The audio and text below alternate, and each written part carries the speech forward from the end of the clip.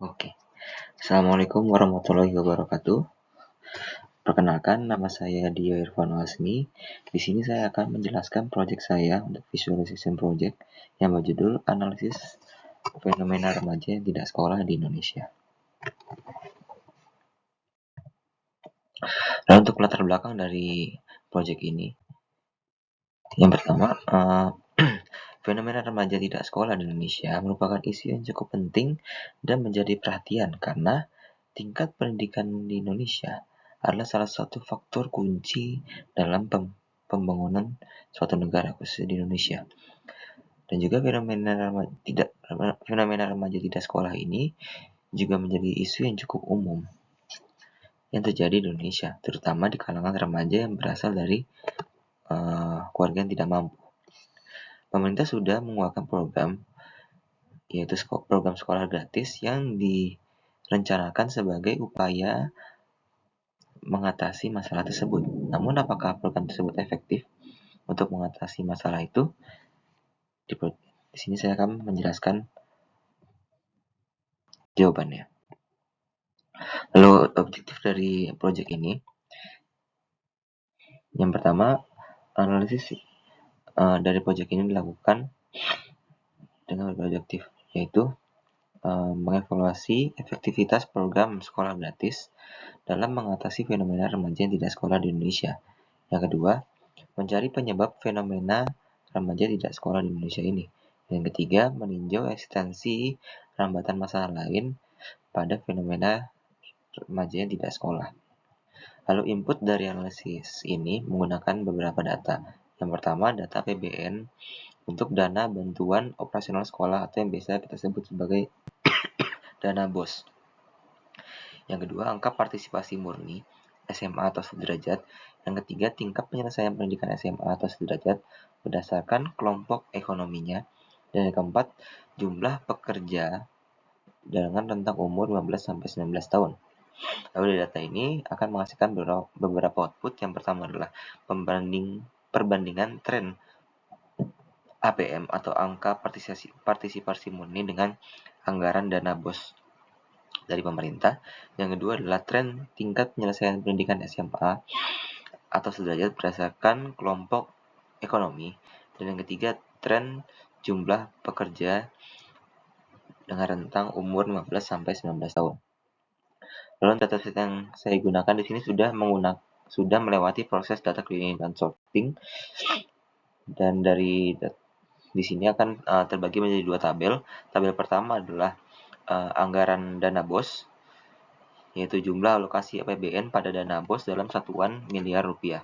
Yang kedua adalah APM, angka partisipasi murni ini adalah proporsi penduduk pada umur jenjang pendidikan SMA yang masih bersekolah dan dibandingkan dengan jumlah penduduk pada kelompok tersebut.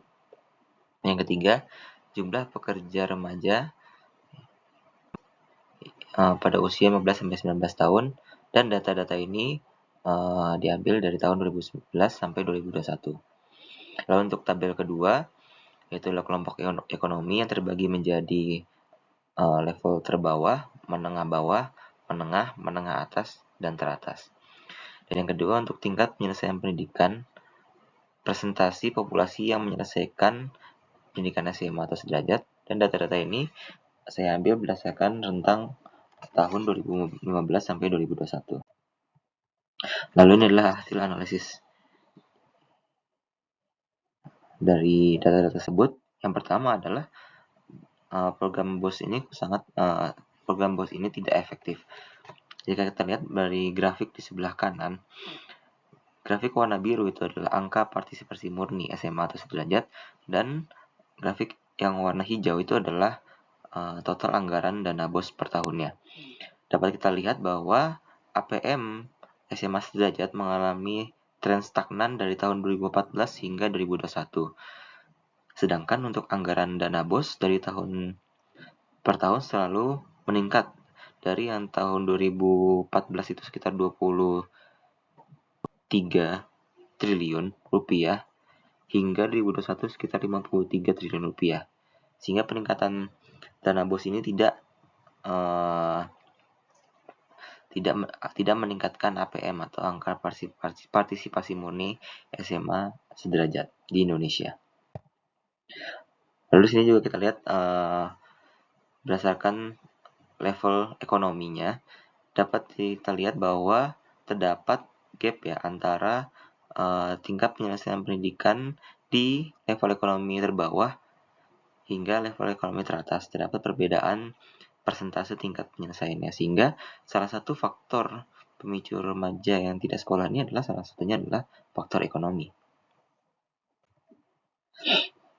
Lalu yang ketiga di sini adalah grafik jumlah pekerja pada usia 15 sampai 19 tahun di Indonesia. Dapat kita lihat bahwa dari tahun 2011 sampai 2021 jumlah pekerja itu rata-rata 5 juta orang yang bekerja. Padahal seharusnya 5 juta orang ini masih dalam tahap pendidikan SMA. Sehingga dari analisis ini disimpulkan bahwa program sekolah gratis yang diberikan melalui dana BOS oleh pemerintah itu tidak cukup untuk mengatasi masalah remaja yang tidak sekolah ini. Apalagi remaja yang tidak sekolah ini kebanyakan disebabkan oleh faktor ekonomi. Lalu untuk biaya sekolah atau SPP bukan satu-satunya masalah dalam aksesibilitas pendidikan formal, namun terdapat biaya-biaya lain yang mungkin muncul dalam proses studi tersebut. Dan ketiga, untuk kemampuan ekonomi juga dapat mempengaruhi kepercayaan diri siswa dalam bersosial di komunitas sekolah. Selain itu, terdapat opportunity cost yang muncul di mana remaja bisa bekerja dan memperoleh uang dibandingkan menghabiskan waktu di sekolah. Ya, itu saja presentasi dari saya. Terima kasih. Dan ini untuk daftar pusaka dari dataset yang saya gunakan. Di sini saya mengambil data dari anggaran dana pendidikan Kemenkeu. Yang kedua, angkatan kerja menurut golongan umur dari BPS. Yang ketiga, indikator pendidikan dari BPS. Dan yang keempat, tingkat penyelesaian pendidikan menurut jenjang pendidikan dan kelompok pengeluaran atau ekonomi dari BPS. Demikian dari saya, terima kasih.